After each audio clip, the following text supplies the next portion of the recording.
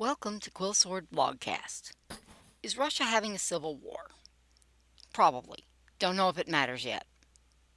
Boy, you people are detail junkies, aren't you? I share Jake Bro's opinion that we're seeing a civil war within Russia.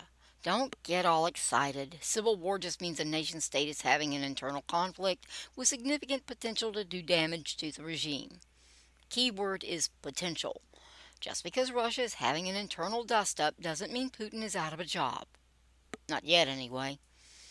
We get all excited at the prospect of internal strife in Russia because we so seldom see it from the outside.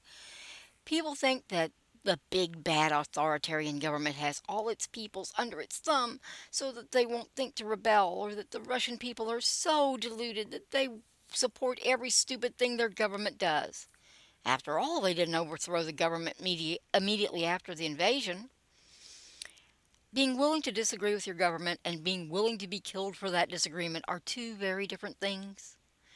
This is hard for Americans to really understand. We protest if the store has the wrong toothpaste. We have to start throwing rocks before cops more than glare at us. Russians got arrested for holding up blank sheets of paper. Protest in Russia ain't safe. At least not public protest. But there's more than one way to skin a bear. At first, observers were thinking that all the industrial and other disasters in Russia were offshoots of Russia's legendary levels of corruption. It quickly became apparent that there was more than just incompetence afoot. Ukraine does have saboteurs, but either they are the greatest insurgent force in human history, or the Ukrainians had a lot of help. There had to be Russian partisans in Russia. Funny how enlistment centers in Russia spontaneously combust, isn't it? Gee, wonder how that depot exploded. Okay, the munitions explosions were probably just from handling TNT way past its expiration date. Partisans and saboteurs can't do everything. Point is, Russia was already having more than its share of trouble on the home front, far more than the kowtowed public could account for. Then Russian insurgents decided to make harassment raids from Ukraine. Just a coincidence that they started just as Ukraine's shaping operation seemed to kick into high gear? Plausible deniability, anyone? Cue the shocked Russian videos of civilians suddenly finding themselves under fire and the tearful pleas for protection from the already thinly stretched Russian military. Wagner's pullout was a nice touch. Political pressure in overdrive. The Russian government needs all of none of this. They have a big enough mess of their own making, thank you very much. Basically, Russia's internal dissent is boiling over at the worst possible time. Funny how that happens. So, you want to know if it will take down Putin? No idea. At this point, it's anyone's guess as to which straw will break that camel's back. As it stands, it's just another in a long list of pressures on the Russian government. If it grows into a much larger, stronger revolt, then it might well itself endanger the regime. Using up your best troops and straining the heck out of your security forces is a great way to set yourself up for failure if you happen to be an authoritarian dictator. Oh, that's right. I didn't mention Russia's most time-honored means of protest: slow walking and planned incompetence. This works better in the Soviet Union, where getting fired took major effort, but it works pretty much anywhere, and the Russian people have lots of practice.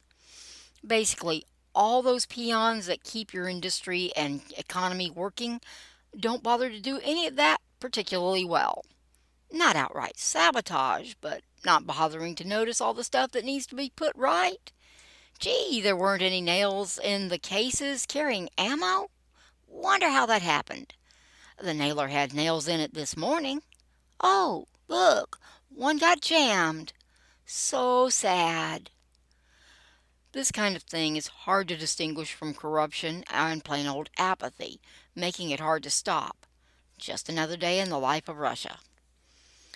Sometimes it's useful to get out of the way of the actual rebels, just as useful as picking up a gun. but it's too soon to tell if the current flare-up is anything more than pent-up frustration. It may not have any staying power. Either way, the insurgents and the partisans are definitely taking a toll. The real question is what's going on with the Kremlin. Has Putin completely lost control, or is he deliberately letting his staff supporters gut each other? Now, don't dismiss that last one too quickly. Letting the courtiers duke it out is a good way to determine who is loyal and who isn't. Putin could simply be planning a purge of his top lieutenants. That seems less likely as the drama plays out. It's one thing to let tempers flare behind the curtain, it's another to let them run amok in front of the whole world.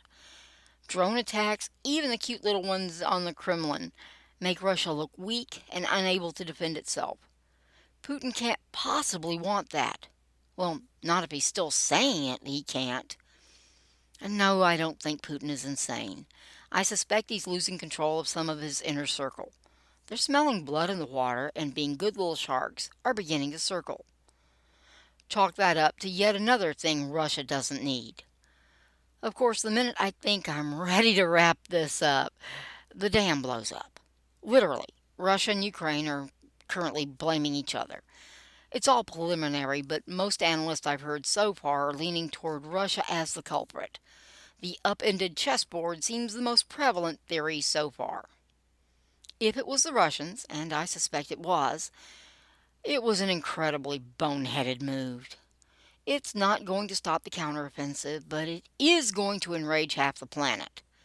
Best guess is it slows down the Ukrainians attempting to retake Crimea, but since Crimea will be out of water in 4 days, maybe it doesn't slow them down all that much. Well, Ukraine will probably now get all the goodies it wants. Russia will be lucky if those F-16s aren't flown by Americans. Oh, relax, they won't be. But the spoiled brat act has worn thin, and Ukraine will likely get everything it needs to kick Russian teeth all the way to Moscow. We'll tell them not to go, of course. They won't listen. We won't care. Even the hardcore anti-Ukraine crowd isn't cool with literal war crimes. It will take a lot to prove Ukraine responsible. Dams are built to stay put. Blowing up dams is not easy, and tiny little HIMARS missiles won't do more than tickle a dam. This thing went in two separate places. That's not missile strikes that Ukraine could ever even hope to do. But controlled demolition is possible. Russia, not Ukraine, controlled the dam. So, is Russia having a civil war? If it wasn't before, it certainly is going to now. This looks desperate. Desperate looks weak. The one thing a Russian government cannot do is look weak to its citizens. The Kremlin was already in shark-infested water. They already had blood in the water. What idiot yelled, "Hold my beer," and tossed in the chum? Civil war might be an improvement from here on in.